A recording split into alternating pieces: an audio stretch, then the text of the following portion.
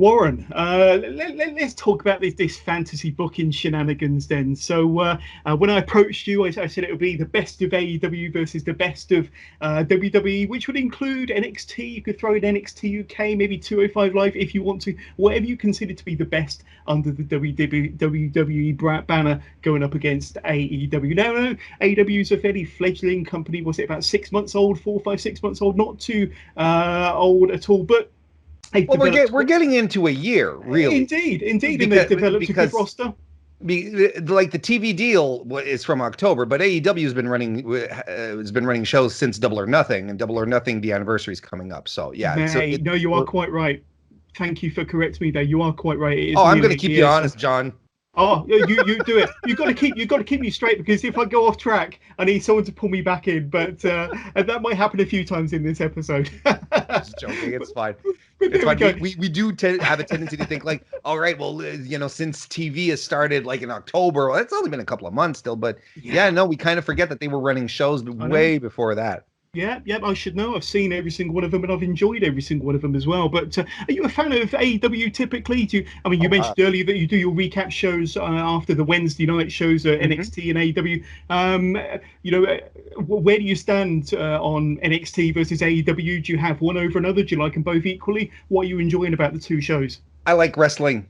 And I don't care who you are. I don't care where you come from. I don't know. I like, honestly, if you're putting out fantastic wrestling, and it's good and it entertains me and it hits all my buttons, right? Because we all have different levels of all different needs, I'll put it that way, from our wrestling programming as fans. If you're able to do that, I'm going to watch it, I'm going to appreciate it. And if it stinks, it's going to stink.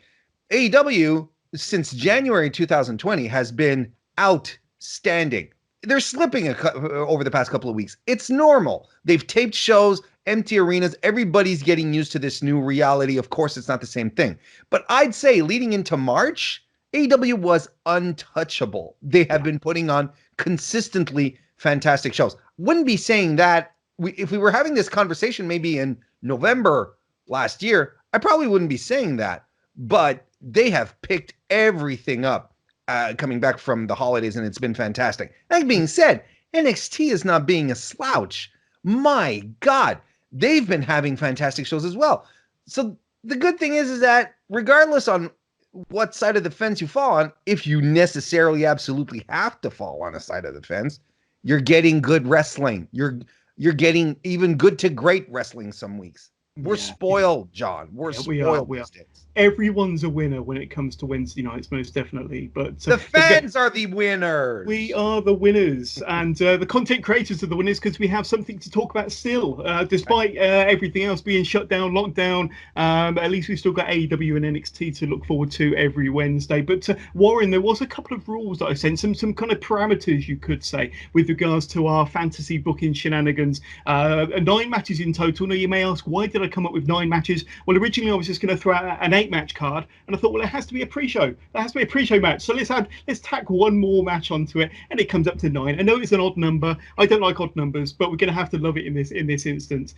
So the pre-show is the appetizer before we get into the curtain jerker. You could say that the match that's going to set the tone for the rest of the card, that'll be match number 2, and then you have all of your mid-card matches, leading us all the way to a double main event. So you're always going to have your main event at the very, very end. But like WrestleMania 8, when we had the double main event, you had Savage versus Flair, you had Sid versus Hogan. Savage versus Flair was in the middle of the card. It might have been in kind of the first half of the card. I don't know, out near the top. But we could kind of play about with that second main event match if you want to and position it. But let's see, where are we? You can use any wrestler currently signed to AEW to battle the likes of WWE, NXT, NXT UK, 205 Live, anybody that falls underneath the WWE family banner, and they like to be called a family, but that's another discussion for another podcast. And we also said that we're going to give our event, our show, our pay-per-view a name as well. So there we go. So and after after we've announced our entire card, our 9 matches, we're going to throw it open to the fans on Twitter and Facebook, maybe on a little poll to see which card they prefer. So that'll be fun for them to kind of listen back and to let us know how they enjoyed our cards. But Warren, I'm going to throw it over to you first. Did you come up with a name for your show, for your pay-per-view? If so, what was it? Yes, I was trying to go for something that had a little alliteration to it. But I wanted to like add in thunder, right? I wanted to add in like, because it's, it's rumbles and it's ominous, big things are coming. But I also look, the best I could come up with was WWE versus AEW, the Rumble for the Thundle. Oh yeah, that's the best I could do. I love it. And to be honest with you, this is probably the hardest part of this whole thing for me, coming up with a name for this show. The matches were fairly straightforward compared to coming up with a title. But I was thinking about all the great pay-per-view names over the years and ones that have really stuck out. And then I thought, oh, crikey, I really enjoyed the Great American Bash, but how can I put a bit of a twist on that? And I was thinking, with this show, AEW versus WWE is going to be a big money earner, providing they can ever open up the arenas and the stadiums to fans again. And I've called mine the Great American Cash-A-Mania. So how's about that? The Great American Cash-A-Mania, because it's going to cash in. It's going to be the biggest money-making show in US wrestling history. So the Great American Cash-A-Mania. So I'm quite pleased with that one. And it combines anything. There's cash, there's American, there's mania. What more? What more do you want? What more do you want? So I think I'll kick things off, if that's okay. Well, I'm going to give you my pre-show match. So we don't necessarily have to say who we want to win or who we want to lose, but we might want to say kind of why the opposing teams might have been put together and what type of a match, what kind of chemistry they're going to have in the ring. So we don't necessarily need winners and losers. Let's not drag it out for any longer than necessary. But my pre-show match, and I might be cheating a little bit here because I think one of them was actually released by the WWE earlier on this week. But we'll kind of skip over that because when I made this list, it was before all of that news. As my pre-show match, it's a Joshi match, a Joshi match. Is that how you say it? The Japanese woman. Joshi's fine. We'll go with that. We'll go with that. So it's going to be on the WWE side, Io Shirai from NXT, of course, and partnered up with Asuka and Kairi Sane, going up against Emi Sakura, Rihu, and Hikaru Shida. Hikaru Shida, Rihu, Emi Sakura from AEW going up against Kairi Sane, Asuka, and Io Shirai. I think that could be an incredible match. You've obviously got 6 experienced, very, very talented Joshi wrestlers that will fly all over the ring, and the psychology, the action will be fabulous. The fans will be into it. There'll be lots of screaming from Asuka. There might even be some green mist. You never know. But I'd look for a dream match. I think that'd be a lovely dream match, combining the best women from both rosters, Japanese heritage, and I think they would tear the house down and really kind of get people back from the concession stands. They'll be sat there with their popcorn and their hot dogs and their beers, and they'll love the hell out of that pre-show match. But what's your thoughts on my pre-show match there, Warren? I think it's fantastic. That we've talked about, especially on the Fightful side, quite a bit about if they ever wanted to expand the Kabuki Warriors and actually make a stable out of it. You bring Io up, you put her in there, and you've got a murder team on your hands. That's the thing. It's like, and if we're going full Joshi here, then you let Kairi Sane be the psychopath that she was in Stardom. The woman who will just, who looks very, very adorable, but will snap your neck in any given moment. They never really leaned into that aspect over in WWE. But yeah, I mean, you have all the elements here to make a fantastic opening show, opening match for the show. I agree. Yeah, I was quite pleased with that. But who have you got on your pre-show match? Just as people are filing in and they're getting their seats and getting nice and comfortable, the lights hit, the music hits. Who have you got coming out for your pre-show? Now, the pre-show, if we're talking purely business, right? It's offered for free. Whether you're AEW or WWE, it's on YouTube, it's on their social channels. It's to give you a taste of what's to come. They want to get eyeballs on it. You don't put Michael Nakazawa versus Jabali on your pre-show. No one's going to watch that stuff. You want to put on people who are going to get people excited, viewers excited to buy the pay-per-view or subscribe to the network, whatever. My pre-show has newly signed WWE talent and current 24/7 champion Rob Gronkowski versus Marco Stunt. Hello. And here, your boy Rob doesn't take Marco seriously. He does all those crazy dance moves. Maybe he comes to the ring with that other guy, Mojo Rawley. Oh, him. And they start being a pair of bros until they realize that Marco Stunt is all business. Like, he tries to pal around, but it's literally the little guy and the jocks, right? And just like any good 80s movie, the little guy comes out on top at the end. There you go. Because screw Rob Gronkowski. That would be good, and that would make me pay my $9.99 to tune into the network to see the full show. See? I would honestly. But that's a good one. I like that one, and I've become a fan of Marco Stunt. I wasn't too sure about him to start off with, but the more I've seen him with Luchasaurus and Jungle Boy, I've grown to like him. And on the Jericho Cruise, when he had that life preserver on, I thought he looked pretty good. I thought he looked pretty badass, and he's he doesn't like throwing himself. He doesn't mind throwing himself around. He's definitely one to watch. I quite like him. He knows his role. I don't understand what all the hate is with Stunt. They're like, oh, he's too small. He's too small. They're not booking him as if he was Ultimate Warrior, for Pete's sake.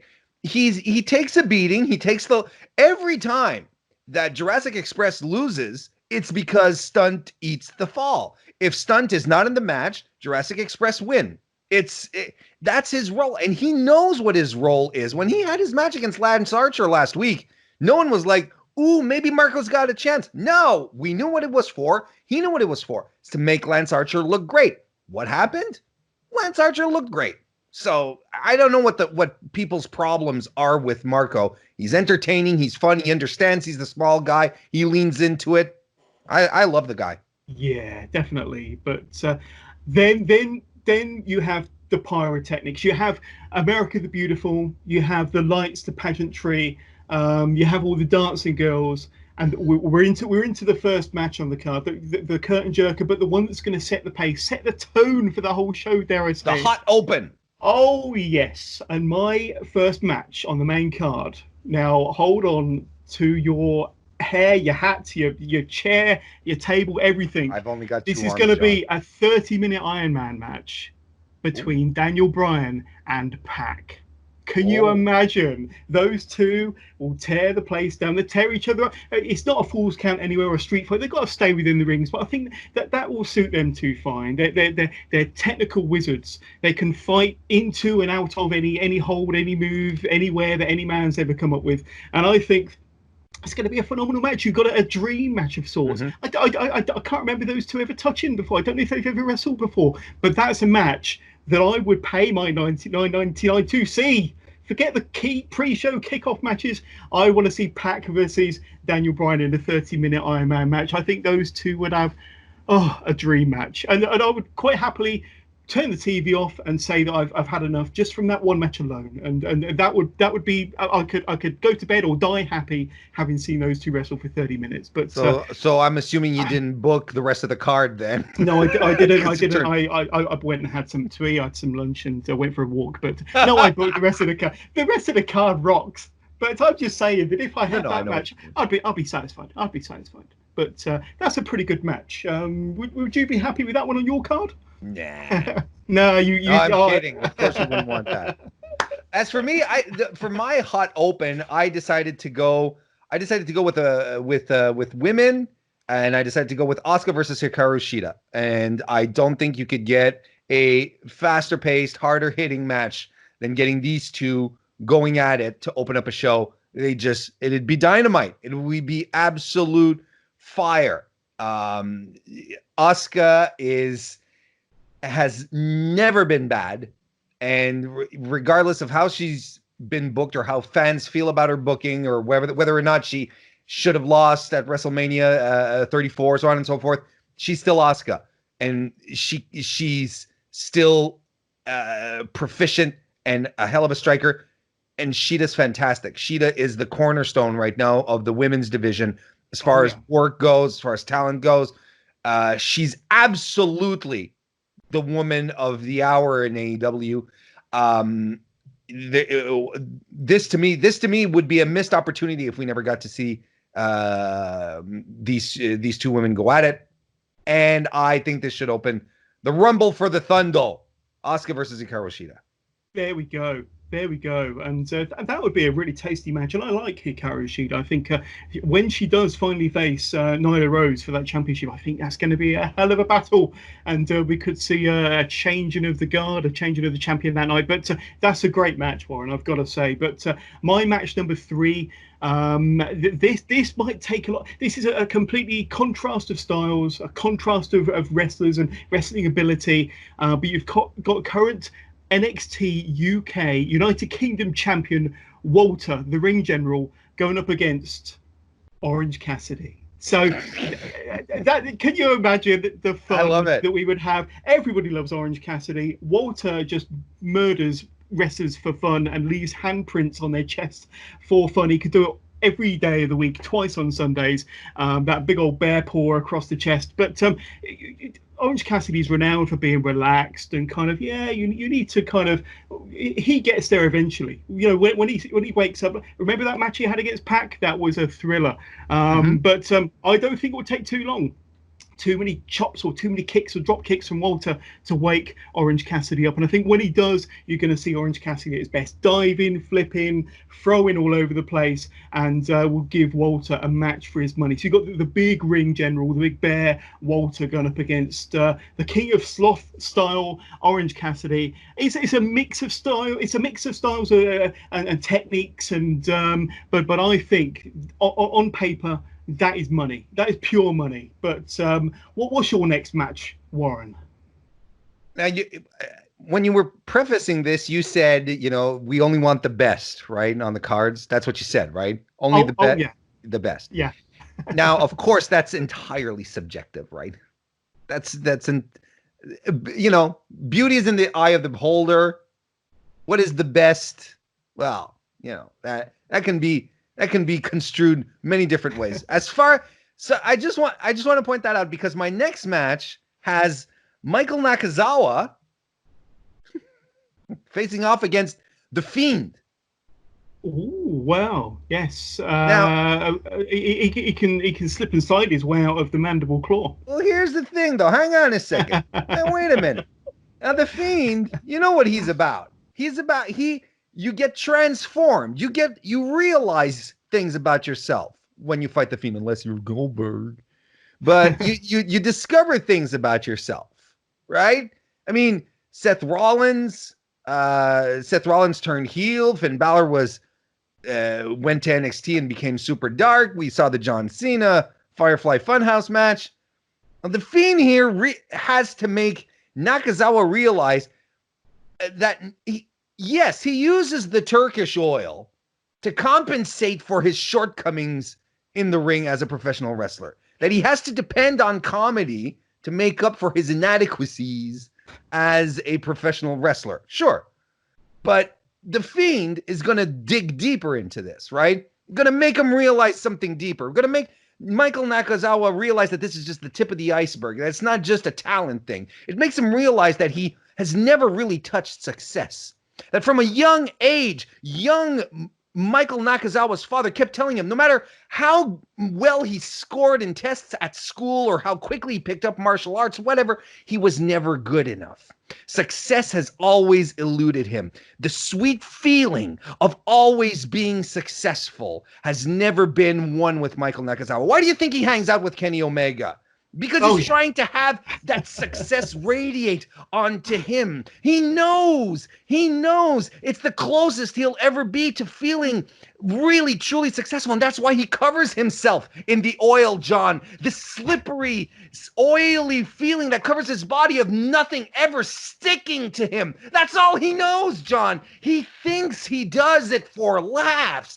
But in reality, he does it because he loathes himself. He stares into the abyss when he covers himself in the oil. Nothing sticks to Michael Nakazawa. Not success, not true friendship, not paternal love. It just slides away from him. Wow. I think you should be Michael Nakazawa's spokesperson. That's probably the most passionate that anybody's ever spoken about the man. But I'm sold. I'm sold.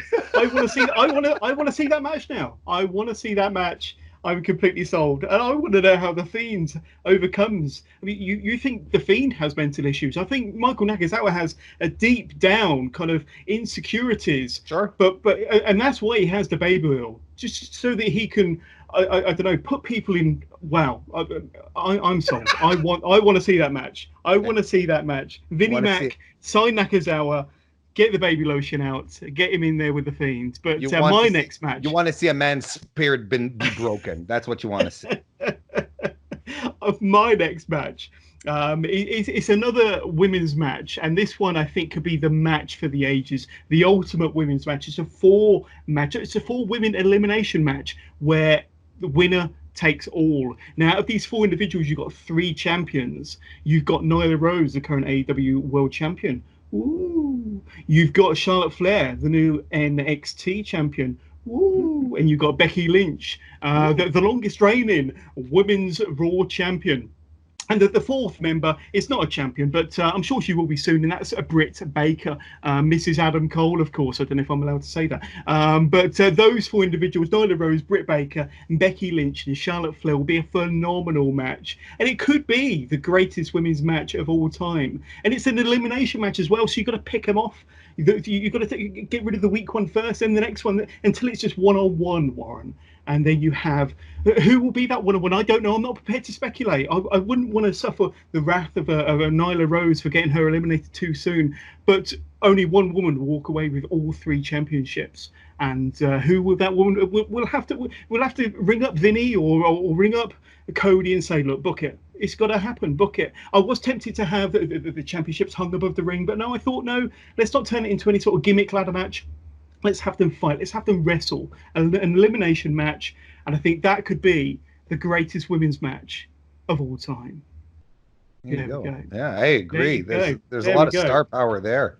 Most definitely. But I think Britt Baker's time is coming. I've loved her development over the last month or two, turning into that almost psychotic heel that we've seen, and last week that was kind of like her Becky Lynch moment with the bloody face and the bloody teeth and the bloody nose, and when she was staring into the camera. She still lost that match, but I think the tide is going to turn for Britt Baker. And if I were to put my hat on the line, and I don't often take my hat off because I haven't got any hair, Warren. But if I were to take my hat off and put it on the line, I'd probably go for Britt Baker to win all three, and just to prove to the world that she can be world champion, regardless of promotion, division, opponents. So there we go. So who's your next match then? Who have we got to make us spend that money then, Warren? It's the Shield reunion no one wants. Roman Reigns versus Jon Moxley, with the stipulation that the loser gets Seth. Oh, Seth in a shark cage. Seth in a shark cage, hanging over the ring, and whoever wins gets them.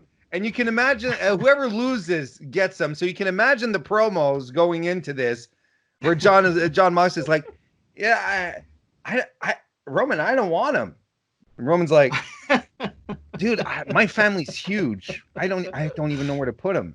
And it sounds like, "I'm doing fine over in AEW. I don't need him hanging around anymore. Like, have you read his tweets?" It's like, I know he's so terrible, and he's getting married. And then what do we do with Becky then? Oh man, I don't know. But there you go. So that whoever loses gets Seth Rollins to do whatever. It doesn't matter. It honestly doesn't matter. But for real, I'd like to see Roman Reigns and Jon Moxley at this stage in their careers just go at it, because there was an argument to be made. There is an argument to be made that Dean Ambrose never needed the Shield. His creative is another thing, but and I think he's proved it. He never really needed the Shield to be a successful pro wrestler. I think he's, out of the three, he's the one who should have benefited more, because he had the most charisma. He had maybe Seth works a little better than him, but he's great at psychology, had charisma, the promo chops. He had it all, and yet he's the guy that technically, at least in WWE's eyes, is the least successful. Right? He was the third wheel. Whereas if you followed his career beforehand, if you saw the stuff that they were doing in NXT, Dean Ambrose was the star. He wasn't. He broke away, and now he's the star. So, yeah. And I don't think we've ever seen a Roman Reigns Dean Ambrose match to be in the Nope. WWE. I don't think they ever faced each other across the other side of the ring from one another. But that would be a good match. That would be a good dream match, definitely. But, the biggest missed opportunity that WWE. The biggest missed opportunity that WWE had, and now we probably won't see, is to have WrestleMania be main evented by the Shield that's broken up, by a broken up triple Shield. threat. A triple threat match between Dean, Seth, and Roman. That, my friend, would have been a spectacular main event for WrestleMania that we're probably not going to get because they waffled on it because they're dopes. Yeah, I think that there was one year when they were, I don't know whether it's just speculation or just rumors on the Twitterverse, but I think there was one year when it was kind of heading vaguely in that direction, but the rug got pulled from underneath us. But my next match then, Warren, is it's a coffin match. Now, it doesn't involve the wrestler that's typically associated with coffin matches. Oh, you might ask, who has John got in this coffin match? Well, I'm going to go with Aleister Black in this coffin match, representing WWE, versus Le Champion, Chris Jericho. And why, you might ask? I think that they both got excellent gimmicks, and they both like to wear spiky jackets. And that's pretty much the closest connection I can get, really. But I think this could be seen as a bit of a passing of the torch, Warren. A bit of a passing of the torch. It could be Le Champion recognizing that Aleister Black is the future of the business, the future of the WWE. An opportunity potentially to make a new star of Aleister Black, which Chris Jericho has typically done. His matches with Jungle Boy and various others. He's done his best, whether on the winning end or not. He's done his best to put his opponent over and make a new star in front of him. And I think he could very much do that with Aleister Black. And I think it'll be a fantastic match. And I think that the added stipulation of getting your opponent in the coffin. We haven't seen a coffin match in years, and they used to be good when I used to watch them when I was a youngster, a teenager, watching WWF and The Undertaker versus Yokozuna and all the other fantastic. Not very memorable, but they were good for me at the time. Coffin matches. I think this could be a good gimmick match for the audience to enjoy, for the viewers at home to enjoy. That Chris Jericho versus Aleister Black in a coffin match. I think that would be a good. Maybe a contrast to styles potentially. The younger wrestler versus the veteran. But like I say, it could be a star-making match for Aleister Black and a nice little gimmick with the added the coffin there to go along with it. It's good stuff. I like it. I can get behind that. Absolutely. What have you got next? Well, I have Aleister Black next up as well. You're copying me. No, surely not. Copying it. No, against Pac. Oh, wow. Now that's money. Aleister Black and Pac are two of my favorite all-around wrestlers. I've been a Tommy End guy for a long, long time. Pac is... He's the pro wrestling fans wrestler. Yes. He does it all. He has fantastic character work. He can go in the ring and he can sell like a son of a bitch. Like he's invincible. Like, to me, there isn't out there a more perfect representation of a tip-top, high-level, complete wrestler like Pac. Plus, they're two guys who don't mind to get physical. They're brutal. They're harsh. Let's do it. Aleister Black and Pac. They had a fight a couple of years ago. What was it? 2017 for the in the first UK Championship tournament. And you had Neville in the ring. It was a dark match, I think. It wasn't a dark match, but it wasn't part of the tournament. It wasn't part of the tournament. It was like an exhibition match. Neville was cutting a promo, basically, where he was saying, "I'm the best in this country, and there's no one on this continent who can beat me." And then Aleister Black comes out. He was still known as Tommy End. He had just been signed by NXT. So the Aleister Black character didn't exist. So he came out to Tommy End. They had a 10-minute fight. It was good, but and Neville went over. But you know, it's crazy what 3 years can do, right? Just 3 years later, you think about this match and you're like, ooh. I'm salivating. Yeah. So that's one right there that I'd love to see. My God, they'll slap each other around. It'll be fantastic. But we all know about Pac's kind of aerial maneuvers, how athletic he is. But Aleister Black is no slouch when it comes to kind of doing moonsaults and various dives off the rope. But both of them are excellent strikers as well. You know, can you imagine the stiff kicks that we're going to get in that match? They would work very, very snug with each other, yes. Oh, no doubt. And that's the way they like it. That is the way they like it. But I'm going to go into my first main event of our double main event, Warren. Now, I know we're only into, match 8, I think 7 or 8 on our card. I'm not sure. I've lost track already. But this is my first main event of our double main event. This is the 6th. Are we at number 6? Yes, we are. We are. Crikey. Okay, so you're doing one of your double main events. I am. I'm going to bring it in nice and early. This is kind of like a Flair versus Savage WrestleMania 8. Bring it in nice and early. Sure. Bring the crowd up. Get the atmosphere going. But this is actually a rematch from a previous WrestleMania. So I think that these two fought at WrestleMania 32. I think it was Dallas. Everybody was looking forward to it, thinking it was going to be a fantastic street fight, no rules. Falls count anywhere shenanigans, and it was Brock Lesnar versus Dean Ambrose back then. But things have changed. Oh yes, Brock Lesnar is still the beast. He's still, the beast incarnate. He'll still have Paul Heyman there. But you've got Jon Moxley now. You haven't got Dean Ambrose, who is slightly kind of, people didn't really take him as seriously as they possibly should have in the WWE. But now he's Jon Moxley. He's all business. He's got the shorter haircut. He's rough and he's tough. And he's got that paradigm shift, double underhook DDT. And I think these two would have a fantastic abandoned warehouse match. So how do you like that one? So we've seen Johnny Gargano and Ciampa kind of wrestle a couple of weeks ago in that abandoned warehouse or wherever it was. There was this ring just plonked in the middle of this dark building. It looked like a warehouse. But I want to see no ring, just falls count anywhere. They can battle wherever they want. They can they can climb up some scaffolding. Who knows? But Brock Lesnar, this is Jon Moxley in an abandoned warehouse match, and they would brutalize one another. I think that would be. It would have to be a kind of a location match, a shoot match, like a very cinematic thing, similar to what we've seen at WrestleMania 36. But that's fine. They've got plenty of big screens in the stadium of 150,000 people at Great American Cashmania, and they've got all these big screens, so the atmosphere will be there, and I think that will be a match for the ages. They will it could potentially be a career-ending match for the loser because it will be that brutal. But yes, an abandoned warehouse match. Vince will be on the phone in about half an hour's time wanting to steal that idea from me. Sure. Would you like to see that one?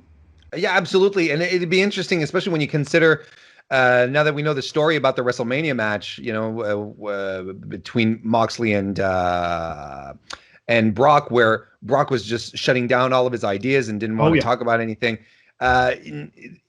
Just a couple of years later, the times have changed, right? I don't think Brock wouldn't not listen at this point, or at least Moxley would let him damn well know, hey, buddy, we have to talk. And we have to get on the same page here, because this ain't Dean Ambrose from back then anymore. I'm legit. I'm a draw. People come to see me just like they go to see you. So let's make something happen. Yeah, I'm okay with that. Yeah, I think the kind of the two of them are a lot closer together on the power scales nowadays, especially with Moxley being the AEW champion. But yeah, that's a good one. But what have you got next on your card? I have I have Britt Baker versus Bayley, and the winner becomes the role model, the ultimate role model. Because, Twitter, Reddit, like, oh, Britt Baker's stealing Bayley's gimmick. So what if Bayley at some point was like, yeah, you're right, Britt Baker is stealing my gimmick. And Britt Baker's like, say what? I'm dentist. and so they decide to just fight it off. And whoever wins is the ultimate role model. They keep the merch, and the other one cannot use those words. They can't come out of their mouth anymore. It can be the role model, the one that people look up to. No. This is the one to decide it, so that Twitter can shut up about it. I love it. Absolutely love it. I would tune in for that one most definitely. I'm a big fan of those too. Oh, it'd be a good match too. It'd be really, really fun. That being said, it'd be fun. I'm a big Bayley guy. I've loved Bayley since her NXT days. I'm really glad that she's having a nice long run with the SmackDown Championship. I really like the match that she had at WrestleMania 36. Yeah. We need to see more of that Bayley. We need to see her with in these great matches that we know she can have. I just can't wait for them to pull the trigger on Sasha and just have them go at it again. That's a main event match right there. It's a main event match, and I don't care who you are. I don't care who you are. No, I care who you are. But you know what I mean. Like, it's a main event match. Indeed. Yeah, couldn't agree with you any more there. So I think we're on to match number 7 now, if I'm not mistaken. So this is going to be... So a couple of weeks ago, we was meant to have got this War Game style match, Blood and Guts, the kind of... whatever they would describe it as, the Blood and Guts match. Sure. And that hasn't happened. That's been put on ice until the right time, until things are a bit more back to normal, and they've got fans in the arenas that can really appreciate what this match is going to be. But we've seen War Games matches before. But on my card, the Great American Cashmania in front of 275,000 people, there's going to be a Blood and Guts War Game style match featuring the Elite. And that's going to be Kenny Omega, the Young Bucks, and Adam Page going up against the Undisputed Era. So all 4 members: Roddy Strong, Adam Page, Adam Cole, baby. You've got Kyle O'Reilly and Bobby Fish. But I think that'll be a war, and I think you've got 2 very aggressive heel teams. It'll be heel versus heel. Adam Page is a heel, I suppose, but I think that'll be a fantastic match. And we've seen Undisputed Era in similar environments before. They've been in War Games matches on NXT takeovers. But I think it'll be new for Kenny Omega to be in that sort of environment. It'll be new for the Bucks and maybe Adam Page to be in that sort of environment. But I think it'll be a battle. There could be weapons involved. There could be tables. Could be kendo sticks. There could be walking sticks, canes. It could be any sort of stick that you can find underneath the ring. Fire extinguishers as well. Just throw it all in there. But I think that'll be a War Games, a Blood and Guts match to end all Blood and Guts matches. So that's my match number 7. I like it. Yeah, I dig it. Especially if Adam Page is still a little can't quite get along with Matt Jackson. I think you got the potential for some really good storytelling there. Should I move on with mine then? Go for it. My third to last, right? Yeah. Okay. My third to last. Goldberg versus Darby Allin. Oh. Now you got to hear me here. Go for it. Sell me on this one. You've got to sell me on this one. Don't worry. Listen. This here is a guilty pleasure match because I don't know, perhaps some of your listeners have heard the Mr. Warren Hayes show in the past. I am not a fan of Bill Goldberg. I like to rag on social media about Yoshihashi and Steve Mongo McMichael, but it comes from a place of love because they're not bad wrestlers. Well, Mongo wasn't great, but he everything he did came from a right place. Goldberg has always been a shit wrestler. Can we swear on your show? Oh yeah, well we already have. We have. Yes. Yikes! Talk about your reflexes at this point. Hi, Mom. This is not a PG podcast, Okay. Warren. Please don't worry. Goldberg has always been shit. He's always been shit. He was too green to be put in the position they wanted him in. They rode the momentum to create him an attraction, but in the meantime, he hurt guys. You'd tell stories from other wrestlers that Mr. Perfect, after running a series of house show events with Goldberg, would say, "My back is killing me because he's always dropping me straight like on my pelvis, and he's breaking me apart. He's a guy who didn't know how to work, still doesn't know how to work, never learned how to work. Injured Bret Hart, and spent his entire career putting over no one. I would argue the only true current talent that Bill Goldberg has ever put over is Drew McIntyre. It's the only guy, because he has laid down for virtually no one. He lost to Triple H in WWE in that run. He lost to Brock Lesnar. He lost to Kevin Nash, but they had to cattle prod him. Yeah. You've never heard him say lay down for Chris Jericho, for John Cena, Rey Mysterio, Raven. He beat everyone. The Fiend. And he created no one. He elevated no one. Yeah. Son of a bitch disappears for 14 years, comes back, defeats Kevin Owens. Hey, there's a guy you could have elevated, right? But no, we're going to beat Kevin Owens only for you to drop the title to Brock Lesnar, a guy who didn't need it. When he beat Triple H, he didn't need it either. And then he goes away, he retires, and he retires by putting no one over. You have Kurt Angle, a legend in the sport. When he left, what did he do, John? What did he do on his last match? He put over Baron Corbin. He put over Baron Corbin because Kurt Angle knows that that's what you do when you're going out in the business. You try to elevate the new guys. Goldberg has never elevated anyone but himself. And he couldn't even do it for The Fiend. He had to veto the decision that they wanted The Fiend to win. He's like, hey, you know, the kids are not going to think I'm a superhero anymore if they have The Fiend. Fuck you, Goldberg. So this is what, if I'm booking this match and I'm putting this together, I'm piling the money on him and saying, you're coming in here. And if you're going to do one good thing in your stupid ass career, Goldberg, one thing is you are going to make a megastar out of this kid. Because he is on the rise. He is going up. His stock is already rising. All you have to do is lay flat on your dumb, stupid, round shoulders and let yourself be pinned. That's all you have to do. And Darby Allin would be it would elevate. He'd be Drew McIntyre, because outside of Drew McIntyre, that's never been happened.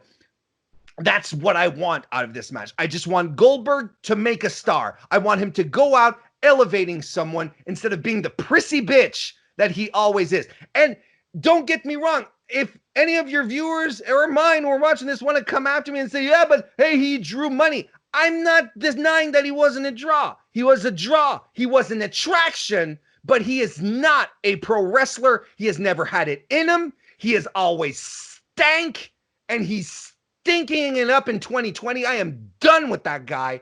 He has to do the right thing at some point and put kids over. Darby Allin would be an amazing choice to do that. Well done. That was fantastic. That was fantastic. Well done. I'm gonna overlay some cheers after that as well. So a round of applause. You're gonna have all the sound effects.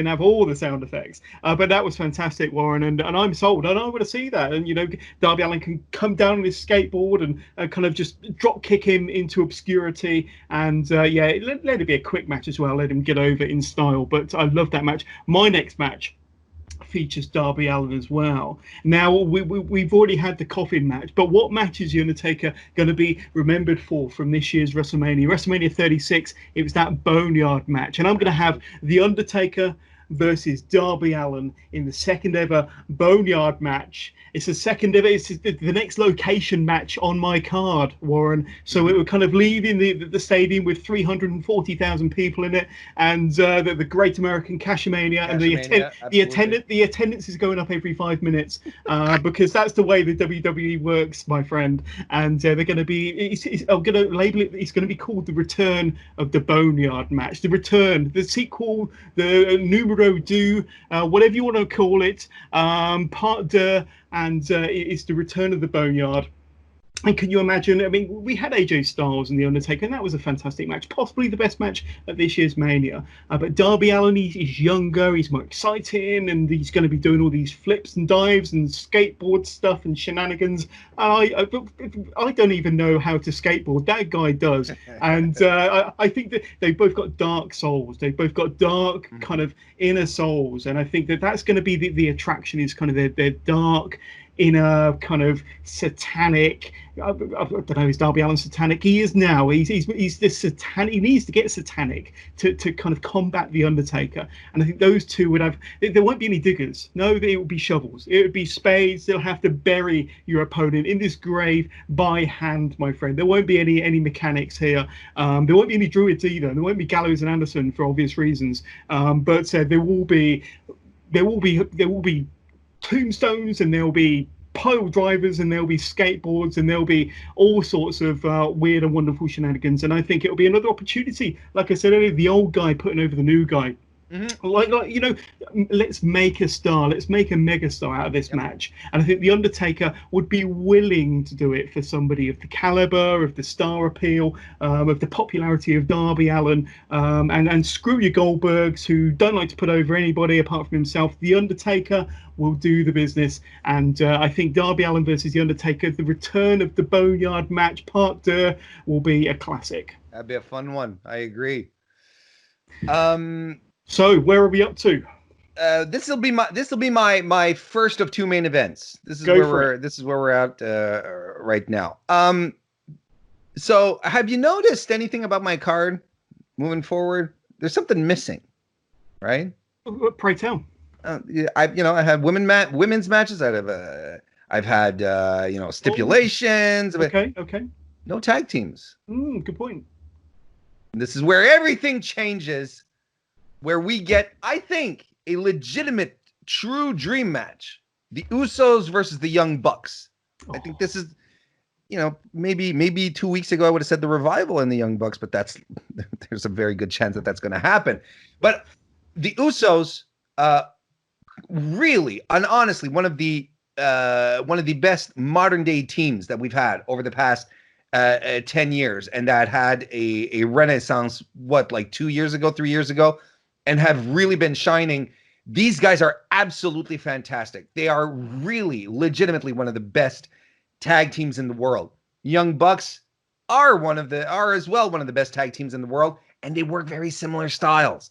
And I think you put the Usos, you take the Usos out of the overproduced environment that WWE offers, you give them a little more leeway, put them in the ring with a couple of super creative guys like Matt and Nick Jackson, who really don't necessarily care about their bodies either and just want to put on a good show. My God, we would be in for something fun, because these are 2 teams that can go at a really fast pace and are fearless, absolutely fearless.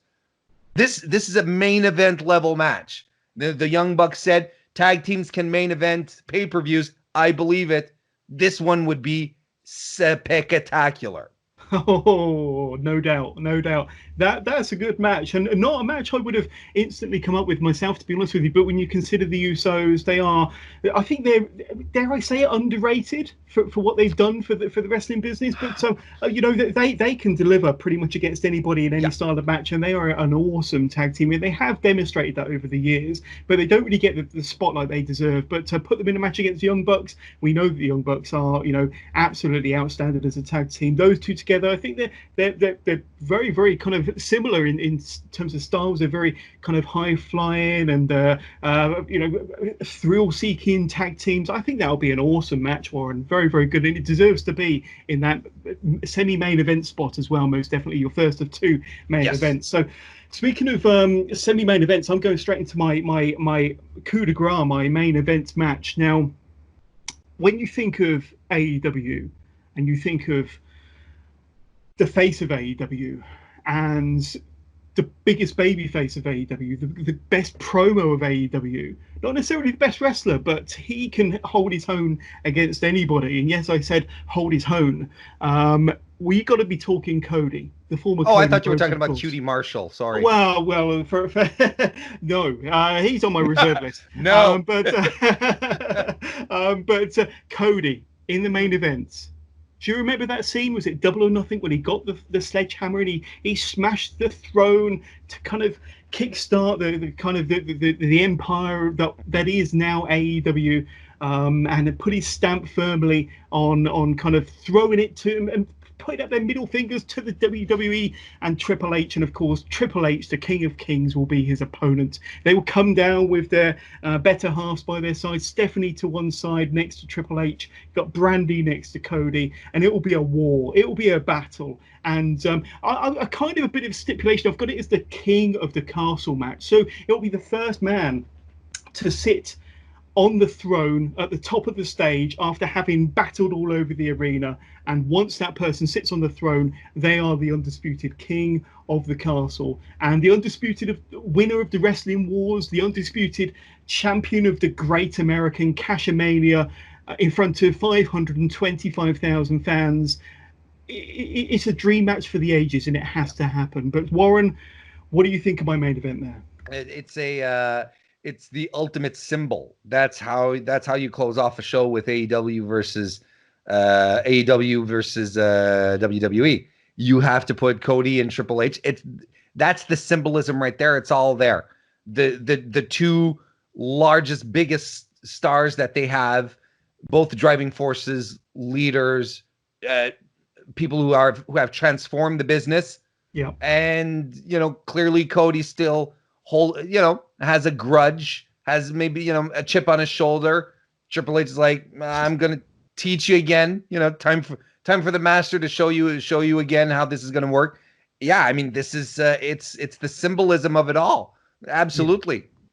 Yeah. And I don't think it's the sexiest match on the card, but I think it's the match that means the most at the end of the day. Oh, you get two fantastic storytellers in the ring, right? And that's essentially what this is. This isn't your 7-star in the Tokyo Dome work rate main event. This is one is a story that you have to tell. Most definitely. So that's my my 9 matches. But how are you going to cap off your card for this fantasy booking shenanigans? Then not gonna lie. I had Cody versus Triple H in my pocket just in case. Just in case it didn't come up, because it is the one that makes the most sense. But hear me out here. You've got AJ Styles, right? Who shows up, grabs a microphone, because there's build up to this, right? Grabs a microphone and says, "Hey, Kenny Omega, you're a bitch because you left Bullet Club, but you weren't kicked out. You didn't take your lumps like the leader should, being kicked out of Bullet Club like I did. You're a bit of a punk, essentially, right? So you didn't take the send away like a man."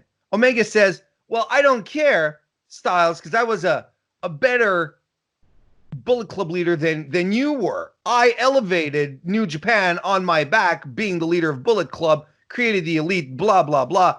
I'm the better guy." Styles says, No, I'm the better guy. Omega says, "Oh, yeah? Put up or shut up." "Oh, okay." But then you got Finn Balor, who pops up and says, "Hey, motherfuckers, I started the whole deal. You guys wouldn't be here if it wasn't for me." "Oh, yeah? Oh, yeah, yeah."